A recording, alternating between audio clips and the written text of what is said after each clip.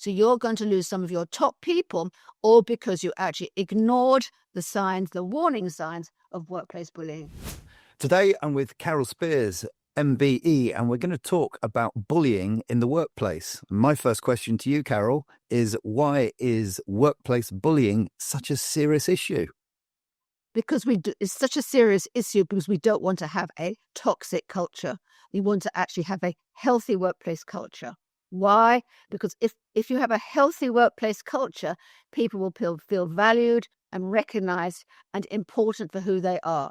The company needs to stand up and say openly, very openly, we do not support bullying behavior. And once you have that, then that's the start to going towards actually having that healthy workplace culture. Well, that's all very well, but in many industries that I've worked in, it's just part of the way things are done. It's part of the culture and it's worked for a long time. So what's wrong with that? Because you're not actually growing this healthy workplace culture. You're just growing a toxic culture. You're growing a culture where people don't feel able to speak up and speak out, where people feel devalued for who they are. They don't feel valued for what it is that they are doing and who they are as an individual. There is no place for workplace bullying. And it needs to be stamped out. And organizations need to raise their heads above the parapet and say simple things like, we say no to bullying behavior. They need to have the policies to back that up. And they need to have management trained so they can actually know the right questions to ask for any individual if they perceive or they see that there are signs and symptoms of bullying behavior. Well, this sounds great. So if it's so important and it has so many benefits, why do you think so many organizations just kind of sweep it under the carpet? Because it's tricky. Because they could leave themselves open to litigation. They could leave themselves open to poor reputation management. They could leave themselves open to people not wanting to work there. It's a tricky situation. So therefore, they need to actually say openly, this is what we're doing. We stand for no bullying behavior. This is what we do. This is who we are. It needs to come from the top. It needs to come right from the top and cascaded right throughout the organization. It's not just one person saying, one manager saying no to bullying behavior. It is everybody. It needs to start from the C-suite. The C-suite need to say, we find it unacceptable. We're putting policies and procedures in place in order that we can stamp out bullying behavior. And if it's recognized at any particular point, what's the most important thing is to look into it immediately. Don't be frightened. Don't think to yourself, oh my gosh, we can't start that process because if we uncover that, what else is there going to be underneath the stone? I don't know. But as an organization, you need to know. You need to know the fact is that it is unacceptable behavior. People will not want to work in your organization. They will not be working in a way where they want to be there. If somebody doesn't want to be there, the answer doesn't matter how much money you pay them, they still don't want to be there. And then wait for this. They will then vote with their feet. So you're going to lose some of your top people, all because you actually ignored the signs, the warning signs of workplace bullying. Okay, so let's talk about the signs then, because let's say that we've got the posters up, from the C-suite, we've got the mugs, we don't support bullying, but how can I tell that in the organization itself, it's not actually being ignored and we're not just giving it sort of C-suite lip service, but what are the actual signs that it's being ignored further down the food chain? Very important not to give it C-suite lip service. So you can ask the questions. Managers can have focus groups, can ask the questions. It could be part of a culture survey. You haven't got to call it a workplace bullying survey, but you could have a culture survey. You could have a well-being survey, and you could include it in any of those surveys. So that could be an anonymous survey. Or you can have a conversation with a manager, talks to their employees. They have regular meetings, hopefully, with their employees. And at those regular meetings, the conversation comes up. It's not always saying openly, is there workplace bullying? You may do, but not always. But it's sometimes getting a feel for what is actually happening in your department. What does the culture feel like? So therefore, individuals very often may get to the stage where they're not quite sure what to say. They're not quite sure if they should say it, and they're not quite sure if they should speak up. Why? Very simply because they don't want the recrimination that they may well be following what they have said. So therefore, they may try very, very hard to discount what is going on. I had a client the other day who came to me and said to me, she was a head teacher, and who said to me, she was being bullied by her manager. And she said to Carole, what do you think I should do? And I said, you have two choices. You have either A, to stand up and speak up about it. And she said, well, I can't do that because it's really too scary. Or B, you vote with your feet. And then she said to me, but it's not fair that I should have to vote with my feet. And I said, you're right. But are you going to be able to beat the system? And she said no, and she voted with her feet. That school lost a very, very good teacher, all because the bullying behavior was getting to the point where it was completely out of control. Okay, so I've had my team meeting with Janet or John, and they've said, I think I might be being bullied. So this is the first time as a manager that I'm aware of this. What should I do about it? Listen to exactly what they're saying. Ask some open questions. Tell me about what is happening. Ask some open questions. Use the words tell me about, or I was wondering if you could explain to me exactly what you mean by bullying behavior. Because you may well have somebody else in your team who does not perceive this particular individual as a bully. They may perceive them as just tough, hard, no empathy skills, no EQ skills at all, but they get on with it. One of your team may not be able to manage that. So for one person, this is where it does get tricky. So for one person, a particular manager's behavior is seen as authoritarian and just a bit tough. But for somebody else says not authoritarian, it's bullying behavior. Where does the manager go? So they need help and guidance themselves to see what it is that they can actually do. So what kind of conversations need to be taking place? That is all you can do. Have the conversation, ask the question, and see exactly what the answers, and listen carefully. Not just paying lip service to it, but listen in a way that you can actually take action, should and if it be necessary. And why do you think it's so dangerous to just assume that eventually it will blow over? It's just a schoolyard spat or whatever. It doesn't blow over. It doesn't blow over. You may think it does. You may think, oh, thank goodness we what normally happens, is that the person who is the perceived bully can be still in post, and the person who is the perceived, inverted commas, victim is the person who's moved. So therefore, if there's a problem, bully stays in position because they're not quite sure what to do with him. Could be a senior manager who doesn't know we don't know who it is. So therefore, what do we do with a situation like that? Very simply, we get hold of, not literally, we ask the employee to move. We sidestep the employee, or we wait for that particular employee to leave the organization. Either way, the toxic culture, the bullying culture, is totally unhealthy and will continue. So therefore, that reign of terror, and I say that seriously because so many clients that I see actually talk about it as a reign of terror. They can't bear even the thought of that particular person, don't want to be anywhere near in the room as that particular person, don't want to hear the sound of that person's voice. That's how we can see. We look at post-traumatic stress here. This is where we can see it is getting so very, very serious. So can an organization do something about it? You bet, and they can. Policies and procedures, and make sure that those policies don't sit in your drawer. Make sure those policies are open so people can see them, and you have everybody saying, we will not tolerate workplace bullying behavior. Because I'm guessing from what you're saying there that this doesn't always just affect the person who is being bullied. It can affect their colleagues as well. Yes, witnesses, the bystanders, everybody puts their head down. No, not everybody, that's wrong. Many people will put their heads down and say, I don't want this to happen to me. So if I keep quiet, it's not going to, maybe I could just keep out of the way.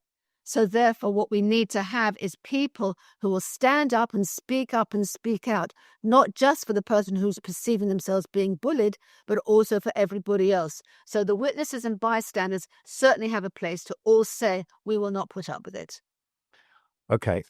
So what practical steps can the employers take to make sure that this is actually dealt with without people appearing to be snitches or telling tales out of school, all the stuff that goes on at, in any group of people? It is important to make it acceptable to speak up and speak out. So you're not thought of weak, you're not thought of that you can't cope. You are actually accepted that it's okay to speak up and speak out. Make sure, as I said before, your policies and procedures are not in your drawer. Make sure that they're visible for everybody to see. Make sure the C-suite are really supporting all of the initiatives. Very, very important. Have awareness days, but not just an awareness day for one day. Make sure that the whole organization is aware this is not just an awareness day for one day, but actually this is a culture that this is the culture that we actually want, and to make sure that that's what actually happens. So therefore, get your managers trained. Get your HR departments trained. Get people trained to ask the question, to know the questions to ask, and to make sure that they implement what it is and listen to what is said, and make sure that they say it's confidential. Because so many people will say things like, not quite sure whether I should say anything or not. They need to know that that is confidential. Otherwise, people aren't going to open up. Bullying behavior is insidious. It gets to the very culture of the organization. It gets to the point where people don't want to work there. They're scared to work there. If you're scared to work somewhere, therefore you're not going to be working at your best. You're not going to be working. You're going to be so concerned about your health and safety.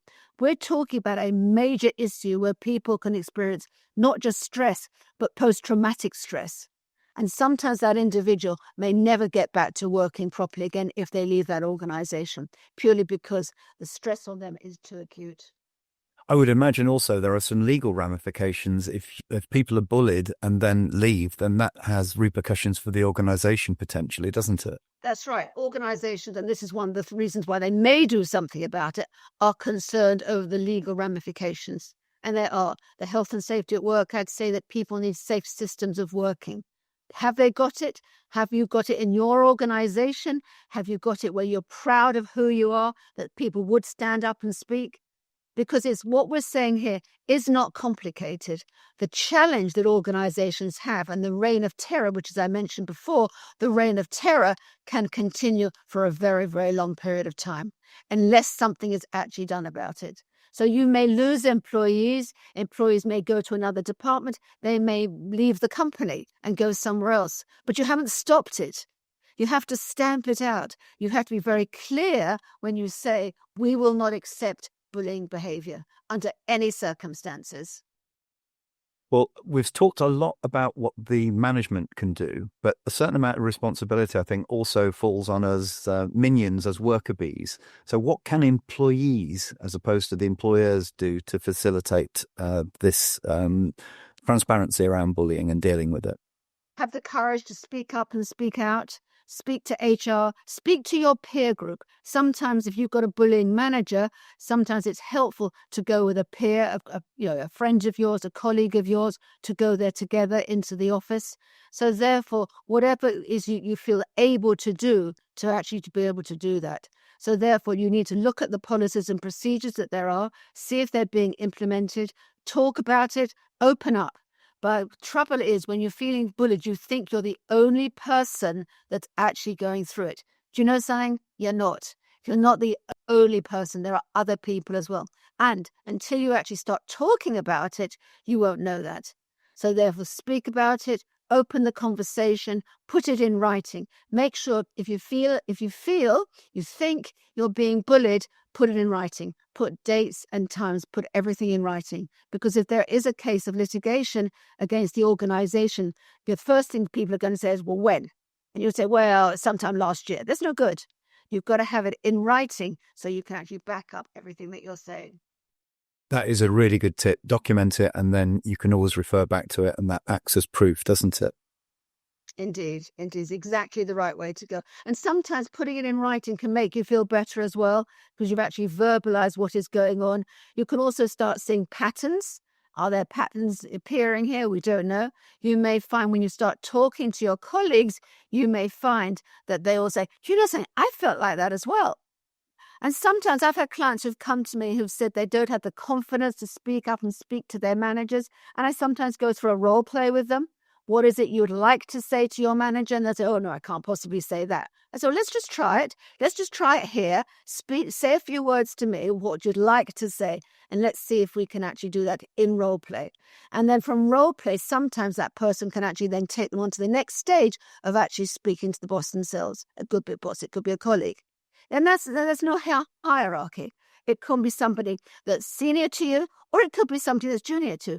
Sometimes, very often, we think to ourselves, it has to be somebody senior to us who's going to be the bully. Not at all. You can very often get people who are junior to you who can be equally as bullying. And when you listen to your colleagues and they say, I felt like this and I felt like that, and possibly getting some counseling where you can actually sit and talk to somebody to go through how you're feeling, they may come up with some answers. You think, you know something? I think I could do that. And I can actually try. So can I practice when I'm in a session with you, Carole? The answer is yes. And so therefore from there, can you take that on to the next stage, which is to do the real thing? And sometimes they can, and of course, sometimes they can't. But at least they've had the opportunity to talk it through with somebody and to actually feel better because of that. And then to look at what's the plan of action going to be. Are they staying there? Are they going to use additional skill sets? Or are they going to leave? That's very good points, because I remember in teams where I've been working, particularly where things are very competitive, often the bullying is coming from other members of the team trying to get ahead. So I guess it's on the leaders to monitor their team and make sure that there isn't infighting going on and bullying as a consequence. There's also another point as well. We haven't actually looked at the bully themselves. The bully themselves doesn't necessarily see themselves as bullying. They'll say things like, oh, it's just my way. Oh, I didn't mean anything about it. It's just one of those things. It's how I express myself. And it's only sometimes when the bully, the perceived bully, is made aware of what they're saying and the effect of what they're saying and how it's being said and actually how that affects the individual. Do they say, gosh, I didn't actually realize that. Are you telling me that when I'm getting cross and angry and shouting at one of my employees, that's bullying behavior? I thought it was just me. So I am saying there's a situation for counseling the bully. So the bully can see themselves. Is this really bullying behavior? Maybe yes or no. Or is it not? Or is it because of a, shall we say, communications breakdown? Or maybe they don't have any EQ skills themselves. And so therefore, the only way that they know to do is to shout and scream. There are better ways. But that shouting and screaming could be regarded as bullying behavior by somebody else. But let us just say the bully themselves can be thinking, I never realized that. I really, really never thought it was me as a bully. I always knew I was a bit strong, a bit throwaway lines, maybe not always very pleasant when I get particularly stressed myself, but I'd never actually regarded myself as a bully. That's some tremendous learning. If that individual can see the perspective of how they're seen by somebody else, then it's really, really important for them to actually have that opportunity. And I've seen people who've been the perceived bully turn themselves around completely. And they say, thank you very much. That's been really helpful. And then I put them forward for some counseling skills training, listening skills training. I think it's really good that we covered that perspective, because it could well be that the bully wants to be a good person, but just thinks that that's the way you be a manager, without opening a whole new can of worms. Hurt people, don't they? So if they've had a bad experience getting to where they are, they may assume that they need to adopt that persona to get to the next level, which is total nonsense. But you could see where the logic fits in. Because that perceived bully may say to me in the quiet consultation room, may say, well, I'm being bullied by my boss. I'm shouted at by my boss. So why shouldn't I do the same? And I'll say, well, do you like being shouted at? And they say, no, not really. But it's a way of getting things done. I said, but do you as a person, as a manager yourself, you can actually choose the way that you behave towards your team. So not to necessarily follow through with the behavior of how the manager is talking to you, but to decide for yourself how you actually want to manage your team yourself. And they may even feel that even though they don't like shouting and being nasty, that's what they have to do in order to get on, and maybe quite relieved to realize they don't. There's another way. There are other ways. And sometimes training somebody in some of the signs and symptoms of bullying behavior and giving them an opportunity to speak up and speak out themselves. You'll very often find that the bully isn't necessarily, not always, but sometimes the bully is not necessarily the person you think they are. That's very nice to hear. Okay, so we're coming towards the end of our time now. What's your final message to leaders, particularly, who have been listening to this? My final message is for organizations to take it seriously, have the policies and procedures in place, and to make sure that they roll out any training that is needed for their particular employees so they can actually manage workplace bullying behavior. Very well said. And thank you very much for your time. It's been a pleasure. Thank you.